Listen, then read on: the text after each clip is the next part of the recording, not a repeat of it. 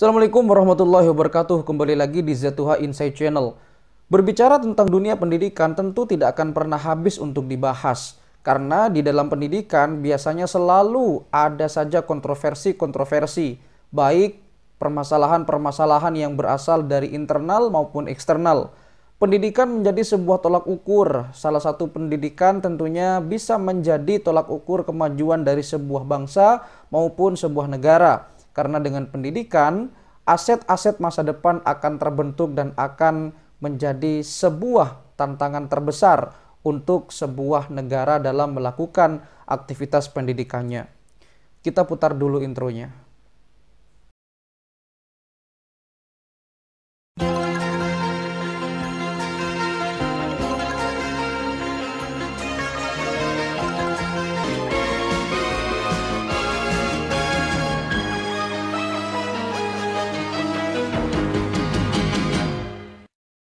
Pada dekade 1970-an, Indonesia pernah mencatatkan sejarah di mana pada waktu itu Indonesia berhasil mengirimkan tenaga pendidik dan beberapa tenaga guru ke negeri jiran Malaysia. Negeri tetangga kita pada waktu itu tertarik dengan sistem pendidikan yang ada di Indonesia. Tentunya kalau kita melihat atau berkaca pada realitas saat ini, sistem pendidikan di Indonesia sedang tidak baik-baik saja. Mengapa bisa demikian? Mari kita lihat beberapa waktu yang lalu atau beberapa tahun belakangan. Di mana pada waktu pandemi awal, di masa pandemi awal, Indonesia direpotkan dengan masalah pembelajaran daring atau dalam jaringan. Banyak guru-guru yang gaptek teknologi, dalam tanda kutip mereka sudah sepuh. Banyak infrastruktur yang tidak siap. Dan juga banyak guru-guru yang tidak siap dengan sistem pembelajaran online atau daring. Berbeda lagi dengan negara-negara yang sudah maju. Mereka sudah siap, mereka sudah lebih siap daripada Indonesia. Nah, tentu ini adalah sebuah tantangan terbesar dalam sistem pendidikan kita. Di mana kalau kita mengacu kepada kurikulum yang berlaku saat ini, kurikulum saat ini mengacu kepada Merdeka Belajar atau Kampus Merdeka. Atau bahkan saat ini sedang berkembang kurikulum prototype, di mana kurikulum prototype ini adalah kurikulum yang tidak berbasis pembelajaran, tetapi berbasis soft skill dari siswa yang bersangkutan. Tidak ada lagi penjurusan di sekolah menengah atas. Tidak ada lagi jurusan IPA, tidak ada lagi jurusan IPS, dan juga tidak ada lagi jurusan kebahasaan di sekolah menengah atas. Semuanya diserahkan kepada murid, bagaimana bakat mereka dan bagaimana kesiapan mereka ketika mereka nantinya ingin melanjutkan kuliah atau mungkin mereka ingin langsung bekerja. Karena semuanya bergantung kepada siswa. Guru hanya sebatas fasilitator, pun juga demikian dalam hal ini adalah dosen. Kalau kita mengacu kepada kurikulum, di mana kurikulum yang berkembang saat ini, jauh sebelum itu ada kurikulum KTSP. KTSP sendiri dipakai di Indonesia sangat relatif lama. Kurikulum yang ada di Indonesia kalau kita mengacu kepada sejarah mengalami beberapa pergantian. Dan yang paling terkenal adalah kurikulum 2013 atau yang disebut dengan K13. Di mana kurikulum ini mengalami beberapa revisi dan intisari dari kurikulum K13 adalah pendidikan karakter. Di mana karakter yang diharapkan tumbuh dari sebuah lini pendidikan mengharapkan pendidikan Indonesia menjadi lebih baik lagi dari sebelumnya. Tentunya kalau kita berbicara tentang masalah pendidikan di Indonesia, sangat banyak sekali apabila kita berbicara tentang ini, tentunya waktunya tidak akan habis untuk dibicarakan. Karena selalu ada saja masalah-masalah yang ditemukan dalam sistem pendidikan kita. Tetapi kalau kita garis bawahi, atau saya garis bawahi dalam tanda kutip menurut channel ini, ada dua hal mengapa pendidikan kita tidak mengalami tren positif. Yang pertama adalah kebijakan, yang kedua adalah keberpihakan. Kebijakan dan keberpihakan ini menjadi salah satu penyebab mengapa sistem pendidikan kita mengalami penurunan tren. Contohnya adalah kebijakan. Kebijakan dalam hal ini adalah di mana kebijakan itu harus disesuaikan dalam tanda kutip kondisi politik yang ada di Indonesia.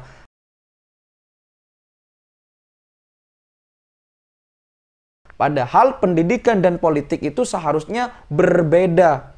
Karena pendidikan itu bagaimanapun adalah membangun, kemudian mendidik, dan juga mempersiapkan aset masa depan. Berbeda dengan politik, di mana politik itu sudah ada jalannya sendiri. Sedangkan pendidikan juga sudah ada jalannya sendiri.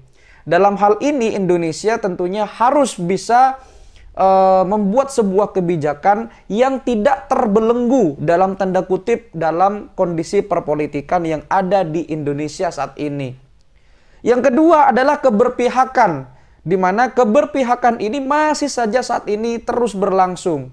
Keberpihakan yang dimaksud dalam hal ini adalah banyak kampus-kampus negeri yang berlabel negeri ataupun sekolah-sekolah yang berlabel negeri masih saja selalu dinomorsatukan oleh, dalam hal ini adalah oleh pemerintah. Banyak pemerintah yang lebih berpihak kepada mereka. Banyak pemerintah yang lebih berpihak kepada sekolah yang berlabel negeri ataupun kampus yang berlabel negeri.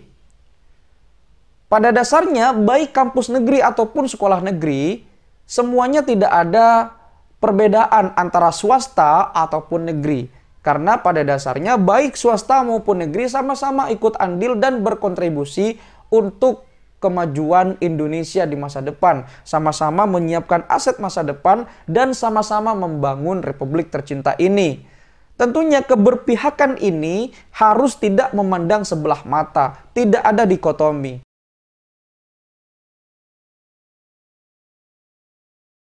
Seperti contoh, bagaimana ibu atau orang tua untuk menyiapkan anaknya SNPTN ketika lulus dari SMA. Sehingga mereka harus belajar ekstra lagi, mereka harus lebih memanage waktu lagi, hanya sekedar untuk duduk di bangku kuliah yang dalam tanda kutip berlabel negeri. Dan ketika nanti mereka sudah tidak diterima di kampus tujuan, di kampus impian, mereka dengan sukarela harus duduk di kampus atau perguruan tinggi yang berlabel swasta. Tentunya ini adalah keberpihakan yang keliru. Karena pada dasarnya baik negeri ataupun swasta sebenarnya tergantung pada individunya. Bagaimana individu itu mengembangkan karakter, mengembangkan karir, dan juga mengembangkan organisasi yang ada di kampus tersebut. Negeri ataupun swasta labelnya sama. Tidak ada keberpihakan dalam hal ini. Dan tentu pemerintah harus balance dalam berpihak kemana. Entah itu swasta ataupun berpihak kepada kampus negeri. Harus balance. Kita tahu bahwasannya sekarang ini banyak bantuan-bantuan yang ada di sekolah ataupun di perguruan tinggi. Seperti contoh kalau di perguruan tinggi ada penelitian, ada hibah, ada dana hibah, ada beasiswa. Tentunya ini semua bisa diakses oleh siapapun. Dari sekolah manapun, dari alumni manapun. Tetapi karena regulasi yang ngejelimet di Indonesia, sehingga menyebabkan beberapa calon peneliti atau calon penerima beasiswa harus putar otak bagaimana caranya untuk mendapatkan hal ini. Seperti contoh, di Indonesia banyak sekali beasiswa-beasiswa, baik itu dalam negeri ataupun di luar negeri. Tetapi pada dasarnya dalam tanda kutip masih ada saja lobby-lobby yang dilakukan oleh oknum-oknum yang ingin mendapatkan beasiswa itu. Akhirnya oknum yang menang, oknum yang dekat dengan tanda kutip oknum-oknum yang membidangi hal ini, merekalah yang berangkat. Oknum-oknum yang dalam hal ini membidangi hal itu, merekalah yang menang. Nah, ini masih terus terjadi. Keberpihakan ini masih terus berlangsung hingga sekarang. Ini adalah salah satu masalah yang tentunya harus kita selesaikan bersama. Belum lagi masalah linearitas seorang guru dan dosen, di mana saat ini linearitas ini masih saja menjadi perdebatan. Misalkan ada seorang dosen yang qualified, yang bersangkutan sudah S3, tetapi karena sistem linearitas, beliau tidak bisa melanjutkan ke pangkat yang selanjutnya atau level selanjutnya. Begitu juga dengan seorang guru yang qualified, yang bersangkutan harus rela tidak mengajar karena regulasi linearitas atau regulasi dan administrasi yang sangat mengganggu, dalam tanda kutip, sangat mengganggu produktivitas seorang guru dan dosen. Misalkan kalau di perguruan tinggi ada tridharma yang harus dilakukan oleh seorang dosen. Dharma pertama adalah pengajaran, kemudian dharma kedua adalah penelitian, dan dharma ketiga adalah pengabdian kepada masyarakat. Tetapi tridharma ini biasanya lebih dikesampingkan oleh dosen-dosen yang ada di perguruan tinggi negeri maupun swasta hanya untuk melengkapi regulasi dan administrasi yang ngejelimet. Seharusnya administrasi ini ditangani oleh katakanlah tata usaha yang ada di kampus yang bersangkutan, bukan membebankan kepada dosen itu. Di mana dosen itu seharusnya produktif dalam mengajar. Guru pun juga demikian. Bagaimana sertifikasi guru itu saingannya ketat. Mereka harus membuat RPS setiap semester, harus membuat silabus, harus membuat program tahunan, program semester, dan masih banyak lagi administrasi yang harus diselesaikan oleh guru tersebut. Tentunya kalau itu dipakai untuk membaca atau sekedar literasi, akan sangat besar dampaknya daripada harus mengurusi administrasi dan regulasi yang sangat jelimet itu.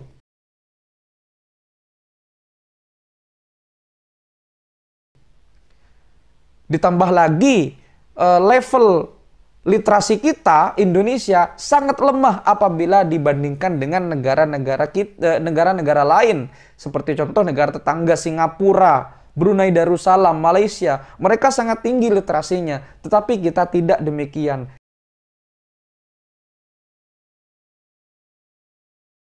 Kita hanya dibebankan dalam tanda kutip regulasi dan administrasi yang sangat jelimet. Nah, tentunya ini harus diselesaikan bersama. Belum juga masalah guru honorer, sehingga banyak yang menjerit tentang ketidakpastian nasib mereka. Bahkan gajinya pun jauh di bawah UMR di daerah yang bersangkutan. Belum lagi masalah-masalah yang lain. Bagaimana pendidikan karakter itu berhasil. Nah, tentunya ini memerlukan sebuah antitesis terhadap sebuah gebrakan baru dalam dunia pendidikan. Nah, ini sejalan dengan gebrakan yang diberikan oleh Kemendikbudristek, dalam hal ini adalah Kementerian Pendidikan dan Kebudayaan, Riset dan Teknologi. Salah satunya adalah Kampus Merdeka, Merdeka Belajar, dan Guru Penggerak, di mana program ini diharapkan mampu untuk mendongkrak sistem pendidikan Indonesia agar lebih baik.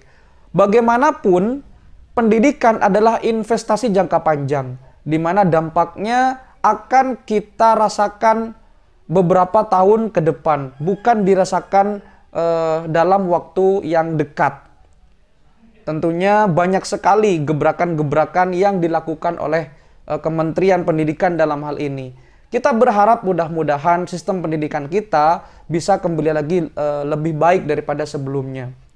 Mudah-mudahan sistem pendidikan kita bisa memberikan sebuah kontribusi yang nyata, kontribusi yang konkret terhadap kemajuan bersama demi Indonesia yang hebat.